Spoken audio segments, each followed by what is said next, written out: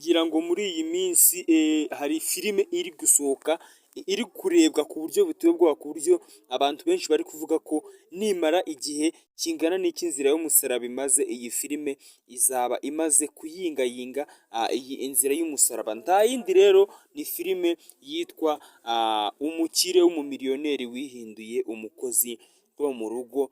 Iyi filime rwose ni filime iri guca ibintu hirya no hino, ku buryo bari kuyipositinga mu masaha 5 ugasanga imaze kugira ibihumbi 180, ku buryo umunsi umwe uri kujya kuzura imaze kurebwa no mu 250,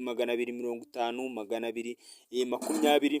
Ikindi kandi gitangaje ni uko iyi cano iri kunyuzwa iyi filime mu kwezi kumwe imaze kugira ibihumbi 110, ku buryo ku buri munsi bari kwinjiza subscribe zigeze mu 2000 cyangwa subscribe 1000. Akaba ariyo mpamvu rero bari kuvuga ko iyi filime mu minsi iri imbere nimara kandi mezi 3 iri gusohoka nta kiyihungabanyije, nta kindi kibayeho, iyi filime mu kirende umumiliyoneri izaba iri kuyingayinga, filime yitwa inzira y'umusaraba. Ndetse ikindi, izi ngizi akaba ari nazo filime za mbere zano mu gihugu cy'u Rwanda zibona ama views menshi kurusha izindi zose, tuvuye kuri ba Kiramani bande.